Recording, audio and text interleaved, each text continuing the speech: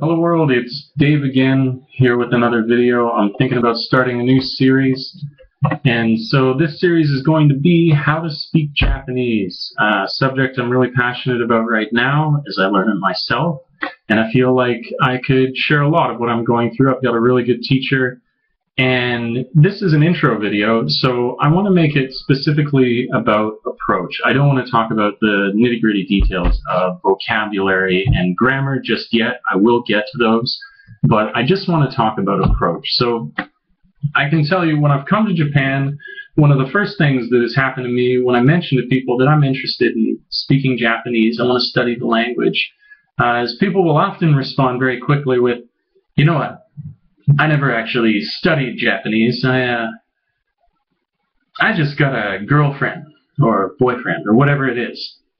And I think that's funny, because if you're speaking Japanese with your girlfriend or boyfriend, you're studying Japanese, you bastard. You're just not being aware of it or whatever it is. This is one form of approach.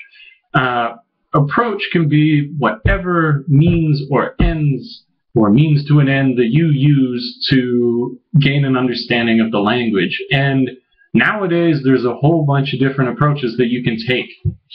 You can learn the language through teachers. You can learn the language through collaborative groups. You can learn the language not even through just videos on like YouTube or something like that, but through all the different websites that are available on the internet. If you don't want to see a talking head, you know, you just want to look at words on a page, and that is your preference.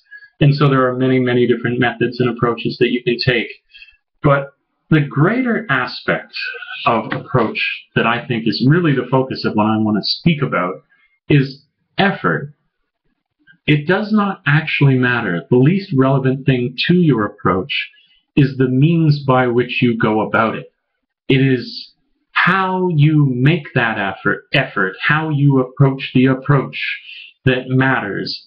The thing that will teach you anything difficult in life is the thing that you spend hours of face-melting, heart-crushing effort with. This is what yields results. So my recommendation would be, with approach, is that when you look at all these different things that you have as options for you nowadays, that you choose the one that most interests you. It just so happens that my interest was a teacher. Call me old-fashioned. I just wanted a teacher and somebody that would direct me, tell me what to do. Because another key point, got my little points down here, a key point is that we all learn differently. That's the essence of life. It would be very boring, in fact, if we all learned the very best way by being in a relationship with someone. That meant that the only way you could effectively learn is if you're hot enough or cool enough or you got whatever it takes, that you're going to end up in a relationship. And I mean, that also comes with all this baggage. You're like, man, that means I got to be in a relationship if I want to learn how to do this. And so, luckily enough, this is not the case. It's just you're going to excel most in whatever you find most interesting. So that's my little phrase, my little thing I like to say is your interest will decide your ability. So if you are one of these people who doesn't like other people and you only want to learn through books, then do that. If you are someone who thrives by the interaction of others, then your approach should be to do it with a collaborative group. Or if you're old school like myself and you just want to go with the teacher, then go with the teacher. And then beyond that, it is going to be you with that group, with that method, putting in the time. And this is a good thing and maybe is lost in our culture nowadays, but it's the act of exertion is so important to our feeling of fulfillment. If we didn't have that act, if it weren't difficult, it'd be pretty boring at the end of it that everybody could speak the language. It'd be very, very convenient, but you would never have that road that you traveled that taught you about, you know, who you are now from what you came from. You know, I really think this is important. Whether you're going to the gym, whether you're learning a new sport, whether you're learning a language like you're intending to now. Embrace the challenge. Embrace the hours that it takes.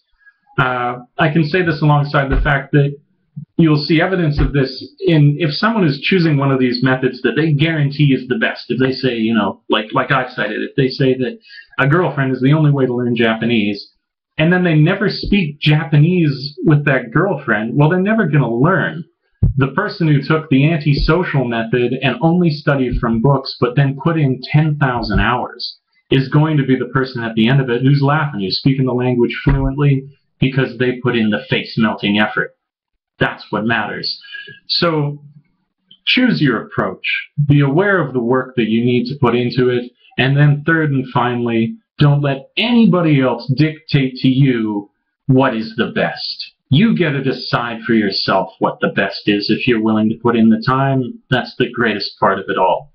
I just hope that you think this is the best method to learn. Of course, you could use this alongside other things as well. Just don't cut me out if you like. So that's about it. Intro video approach, effort, method, and be faithful in the method that you then choose finally. So at the end of my videos, I like to do a little thing because you faithfully listened all this way through, which I think is incredible. The attention span of a human, I think, is supposed to be around 4 minutes. It's like 6 minutes already. You're a god. So I like to reward my listeners with songs, what few I have.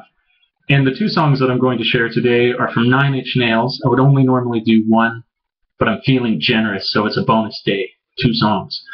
It's going to be from 9 Inch Nails. I love this band, loved it for years. The 2 songs are Capital G and Me I'm Not, off of the Year Zero album, and I will post down in the description the links for these songs. So hopefully you enjoy them. And I may have said this before, it's okay if you don't like them, that just means you don't have a soul. No big deal. Now on to the Japanese words. The Japanese words I wanted to go with today were very and beautiful, because this is the beginning of a new series, and well, that's just beautiful. So very is Totemo, and beautiful is kirei. So I'll slow it down. Totemo, Totemo, kirei, kirei. R, of course, is kind of this weird LR sound. Kirei. And those will be down in the description as well, so you can have the spelling for them, not just my poor pronunciation of it. So yeah, thanks for tripping with Dave. I'm going to Kyoto now for the next 3 days, and then I'll be back to post some more videos, some new inspiration from those travels, I'm sure. Ciao for now, until we meet again.